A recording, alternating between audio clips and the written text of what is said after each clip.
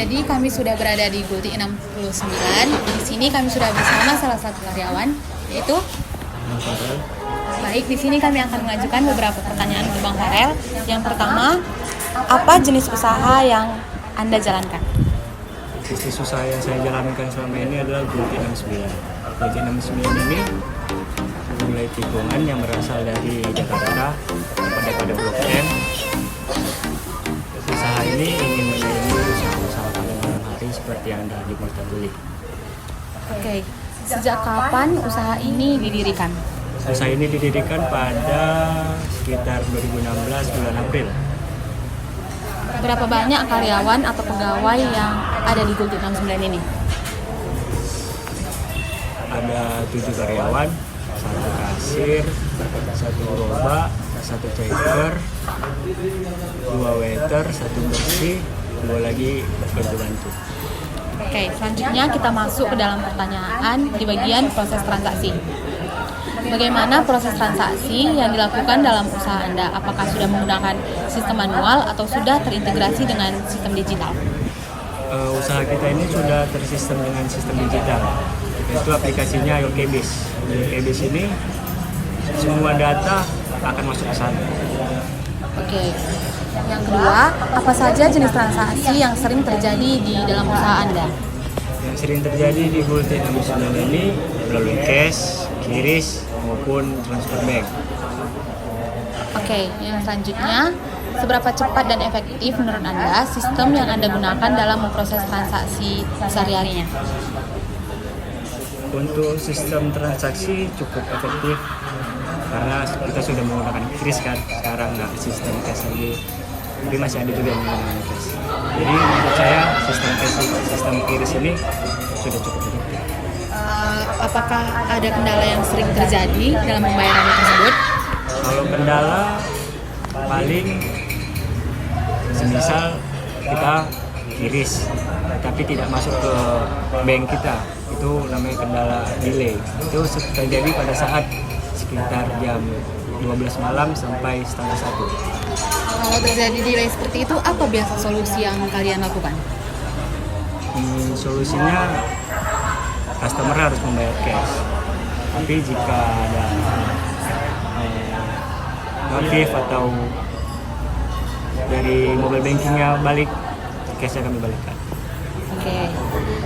Selanjutnya, apakah usaha Gultik 69 ini sudah tersedia di layanan pesanan seperti GoFood, GrabFood atau ShopeeFood? Tersedia di GrabFood, ShopeeFood maupun Gojek. Biasanya pemasukan atau Gultik tersebut banyakkan dari GoFood atau dari yang biasanya datang ke sini? Ya, pemasukan yang banyak dari yang datang. Ada makan di mobil, ada ya makan di tempat. GrabFood tuh kadang-kadang aja. Oke, selanjutnya kita masuk ke bagian pendokumentasian. Bagaimana Anda mencatat dan mendokumentasikan setiap transaksi? Apakah ada sistem khusus yang digunakan? Sistem khusus itu tadi yang saya bicarakan, YoKBIS, semua data maupun transaksi akan masuk ke sistem tersebut.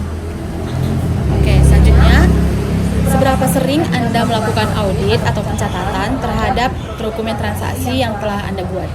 Kalau audit itu kan kayak catatan pemasukan pengeluaran tiap hari kan. Di sini kita melakukan audit setiap hari setelah closing. Closing itu kita sekitar jam 1, karena buka Gultik ini kan kalau weekend sampai jam 4 pagi, kalau nggak weekend jam 2 pagi. Karena jadi closing kita tuh jam 1, untuk bill tuh jam 1. Untuk pertanyaan selanjutnya, apa saja bentuk dokumen yang dibuat atau digunakan dalam pencatatan keuangan sehari-hari Anda? Untuk dokumen itu ya sudah seperti tadi saya jelaskan, yang di aplikasi YoKBIS tadi semua dokumentasi untuk bentuk pemasukan pengeluaran ada di YoKBIS. Biasanya sehari-harinya kan setelah closing ada laporan keuangan. Itu biasanya gimana sistemnya? Kalau untuk cash kita punya kasir. Kasir di sini sehabis closing siap-siap untuk persiapan memasuki duit, membawa pulang ke rumah, dan diletak di berangkas. Berangkasnya sendiri pun diletak di kamar dia khusus untuk dia sendiri. Bagaimana cara mengendalikan resiko penjualan untuk mencapai keuntungan sesuai target setiap harinya? Untuk pengendalian target ya, target di sini kita nggak cari target atau gimana gitu. Di sini kita tergantung cuaca sih. Misalnya kalau hujan ya pasti kan kalau orang-orang kesini bakal rame kan. Jadi tergantung dari makan di mobil, GrabFood, yang lain-lain lah seperti aplikasi dia tadi. Oke. Bagaimana penetapan penanggung jawab setiap karyawan bekerja sesuai dengan tugasnya? Semua karyawan udah ada tugasnya, bagi tugas sudah ada. Jadi kalau ada yang tidak menjalankan tugas, pasti akan ditegur. Ada kasir tadi kan bisa bilang, ada kasir, ada workers, dan sebagainya yang membantu kekurangan kosong. Selanjutnya itu evaluasi dan perbaikan. Apakah Anda pernah melakukan sistem evaluasi terhadap sistem informasi yang Anda gunakan, yaitu yang YoKBIS tadi? Jika iya, apa saja? Untuk evaluasi YoKBIS sejauh ini nggak ada ya. Masih sangat efektif bagi untuk usaha-usaha seperti UMKM ini. Saya sarankan sih untuk yang mau mulai usaha kayak penyet atau kopi-kopi gitu, pasti mereka semua pakai YoKBIS. Oke. Apakah rencana Anda ke depannya terkait pengembangan sistem informasi di usaha Anda? Apakah ada fitur atau teknologi baru yang ingin Anda terapkan? Untuk fitur dan aplikasi lainnya, YoKBIS sendiri sudah sangat efektif. Jadi nggak perlu aplikasi lain. Sejauh ini YoKBIS sudah sangat membantu sekali untuk usaha-usaha kecil. Pertanyaan terakhir yaitu, apakah ada pengalaman menarik atau tantangan yang ingin Anda bagikan terkait penggunaan YoKBIS?